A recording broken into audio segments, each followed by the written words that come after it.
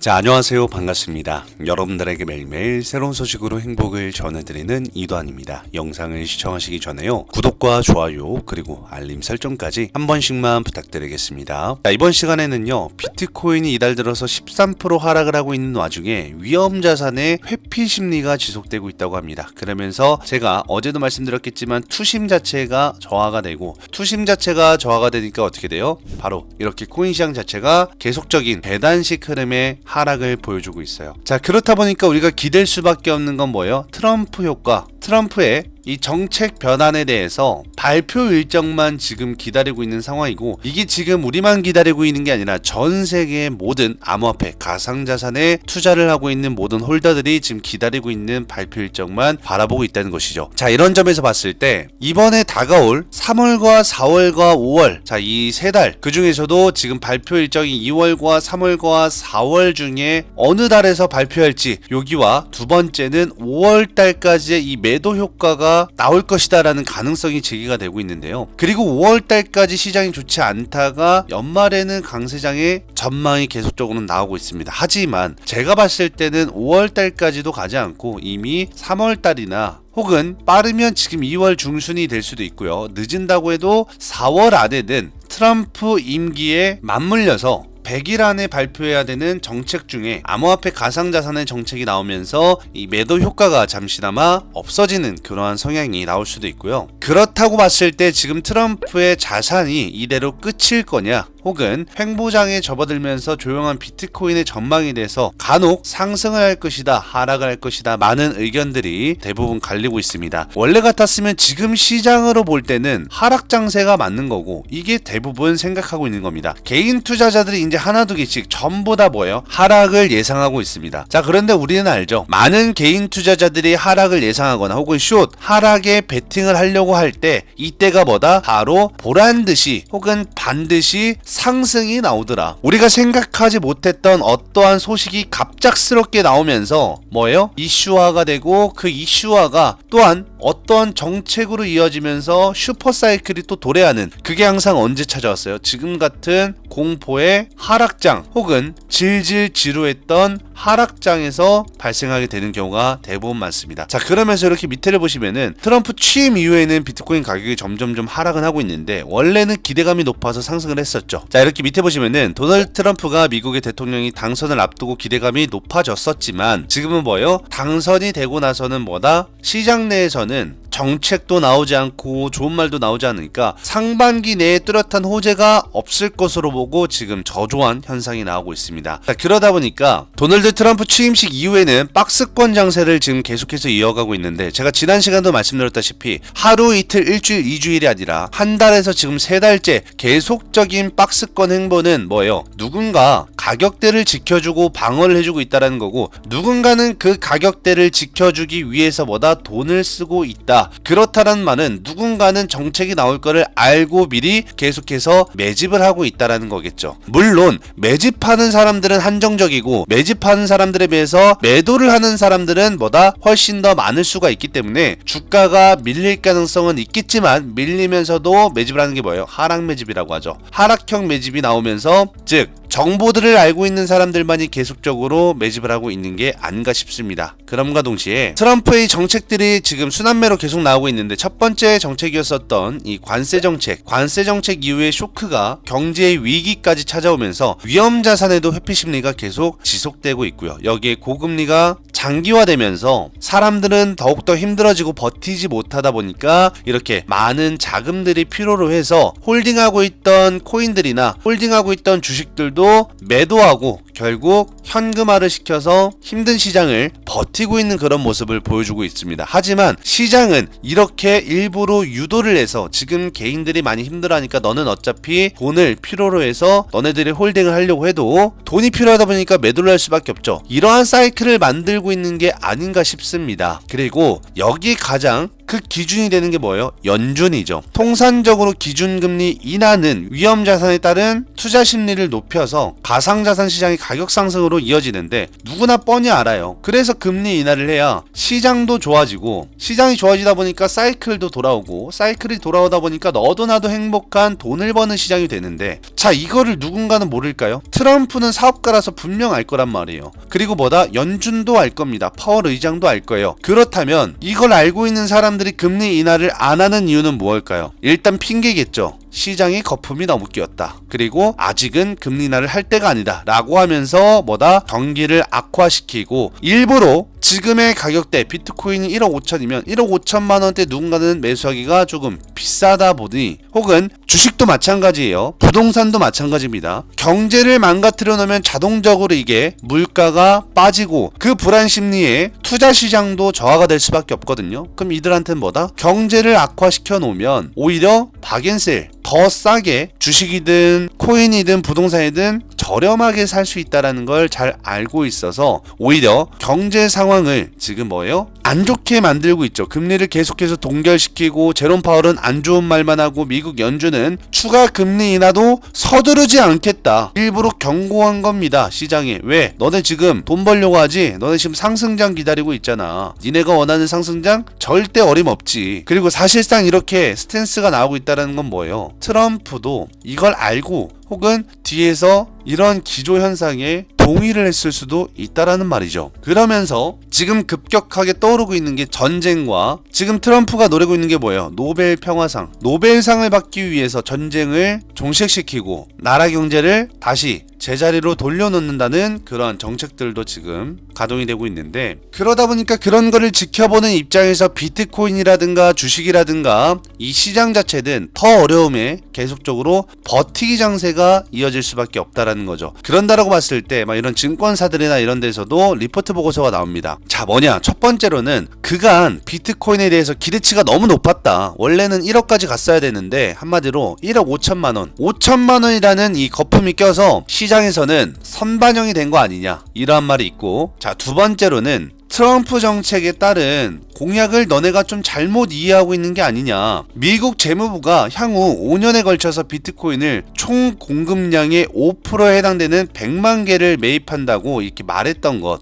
이런 것을 두고 트럼프 후보 시절의 공약으로 잘못 인식하고 있는 경우도 있다며, 당초 정부에서 매입한다고 했었던 비트코인의 100만 개는 트럼프가 말을 한 게 아니라 루미스 상원 의원이 말했던 건데, 너네 지금 이거 트럼프가 말했다고 착각하고 이 정책이 이루어지려고 하는 거 아니야? 이러한 충격적인 효과도 나오지만 트럼프가 말했었죠. 어디서? 자, 이렇게 가상자산 컨퍼런스 2024년 비트코인 컨퍼런스에서 뭐다? 트럼프가 대놓고 직접적으로 정책 발표를 발언한 적도 있었고, 비트코인을 다시 위대하게라는 이러한 타이틀로 가상자산에 올인하겠다라고 직접 트럼프가 발언도 했었습니다. 그렇기 때문에 우리가 이렇게 신시아 루미스 상원 의원의 5년 걸쳐서 비트코인을 총 공급량의 5% 100만 개를 매입하겠다고 말한 것은, 물론 이분도 말을 했겠지만 결국에는 뭐다? 트럼프도 트럼프 후보 시절의 공약이 있었기 때문에 이렇게 우리가 오해가 아니라 진실이라는 거죠. 그래서 미국의 대선 판도를 바꿀 게임 체인저, 바로 비트코인 시장에 이제 뛰어든다. 그래서 가상자산 시장, 가상화폐 대통령으로 불렸던 도널드 트럼프가 올인 전략을 펼치면서 여기에 정책 공약을 발표를 했었죠. 제가 다음 시간에는 이 정책 공약의 디테일, 어떤 식으로 공약을 했었는지 다시 자료들을 조금 참고해서 보여드리도록 하겠지만, 근데 그때 당시에도 이런 말은 있었습니다. 다만 대선판에서 쏟아질 설익은 정책으로 오히려 시장의 불안감이 커질 수도 있다, 그리고 우려감이 나온다 했지만 결국에는 뭐예요? 그때는 트럼프가 대통령이 아니라 대선 후보자였기 때문에 불안감이었지만 지금은 뭐예요? 대통령이잖아요. 대통령이 됐기 때문에 이제는 이 정책들이 실행이 된다라는 거예요.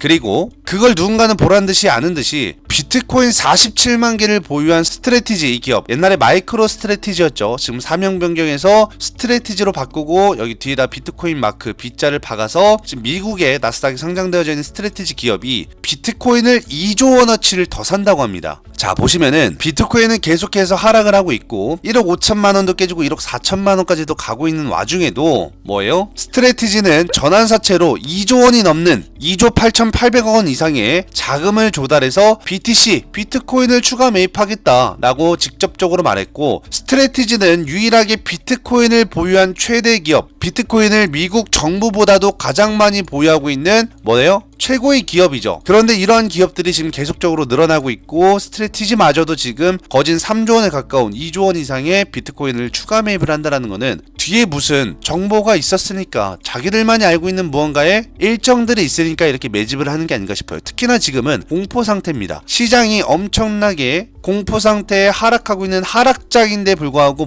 이들은 쌀 때, 저렴할 때 하락장에서 계속 무한대로 매수를 하고, 상승장, 너도 나도 좋아하는 환희 상승장에서 매도를 한다라는 거죠. 그렇다면 우리가 볼 때는 지금 하락장은 뭐예요? 매수의 기간이 계속적으로 주어지고 있다라고 볼 수가 있는 거고, 특히나 이미 스트래티지라는 이 기업은 뭐예요? 비트코인으로 월간 372%나 주가가 상승했던 기업입니다. 자, 이렇게 스트래티지가 지금 기업이 상승했는데도 불구하고 또 보유를 한다라는 건 뭐다? 아직 끝나지 않았다. 이게 바로 재료의 연속성이죠. 재료의 연속성이 이어지다 보니까 이제 뭐예요? 상반기 안에는 무조건 트럼프 정책이 나올 거라는 걸 알고 계속 최대 매집을 하고 있는 거고, 그것도 스트래티지뿐만이 아니라 미국 기업들이 지금 대다수 비트코인을 매입하고 있는 게 확인이 되고 있습니다. 그런다라고 봤을 때는 우리가 일명 알듯이 말로는 쉬워요, 행동으로는 어렵지. 항상 말은 쉽지만 행동은 어려운 게 이런 거예요. 공포에 사야 되는데 두 가지로 나눠지겠죠. 미리 빨리 사서 손실 보고 있거나, 혹은 지금은 시드가 있지만 무서워서 못 사는 거야, 더 떨어질까봐. 하지만 투자는 공포에 사야 된다. 언제나 그랬어요. 역사적으로 봤을 때도 지금 많은 사람들은 그러죠. 떨어지는 칼날에 사면 안 된다. 떨어지는 칼날에 사면 안 되는 것도 맞는 말일 수가 있겠지만, 누가 몰빵으로 들어가지 않으면 내가 계획해놓은 틀과 시드 안에서, 그리고 여러분들이 그토록 외치던 그 손익비 안에서 분할 매수하면 계속 주워 담아서 평균 단가, 평단가를 맞춰놓으면 누군가는 여기서 반등만 줘도 여기서 분할 매수, 여기서 분할 매수, 여기서 분할 매수해서 평단가 이 가운데 중간 지점을 놨다면 살짝만 반등 줘도 누군가한테는 이득이 찾아오는 사이클이 오거든요. 그러니까 투자는 항상 뭐예요? 계획적으로 해야 된다. 계획적인 틀 안에서 일정도 중요해요. 어떠한 일정들이 몇 월 달에 상반기에 하반기에 뭐가 있는지를 보고 틀 안에서 계획된 매매를 해야지만 수익을 볼 수 있다. 너도 나도 수익 보는 시장이 아니란 말이에요. 요즘에는 세력들도 영악해졌고 고래들도 영악해졌기 때문에 무조건 단순화가 아니라 계획적으로 꼼꼼하게 디테일한 면이 가장 중요하다는 점 참고하시면서, 지금 이렇게 하락하고 있는 시장에서도 누군가는 계속적으로 매수를 하고 있을 거고, 저 또한 마찬가지입니다. 저도 자, 이렇게 보시면은 이미 160만 불 가까이 익절을 해놓은 상태였어요. 한 23억 정도를 익절을 해놨었는데, 계속 제가 지금 나머지 비트코인의 보유 물량을 홀딩을 하다 보니까 수수료가 나가죠. 당연히 수수료는 내가 감내를 해야 되는 거지만, 그래도 75만 불 가까이, 지금 이것만 하더라도 거의 11억 가까이 된단 말이에요. 수익 중인 금액만 11억. 제가 왜 이거를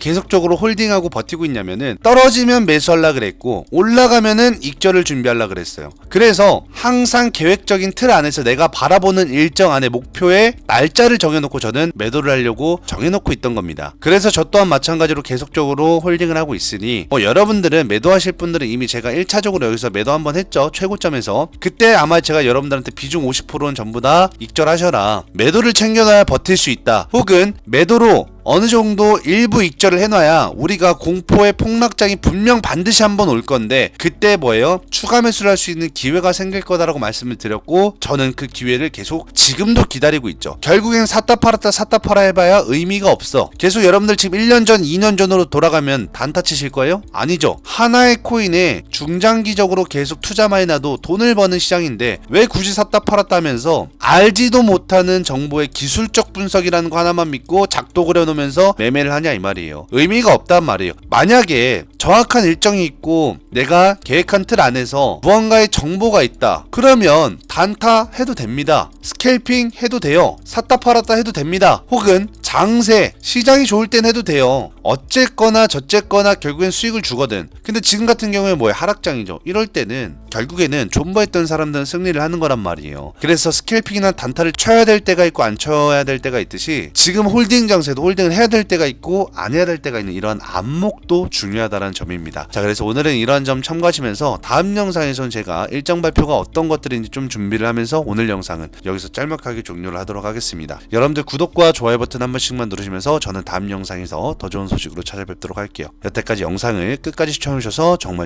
감사합니다.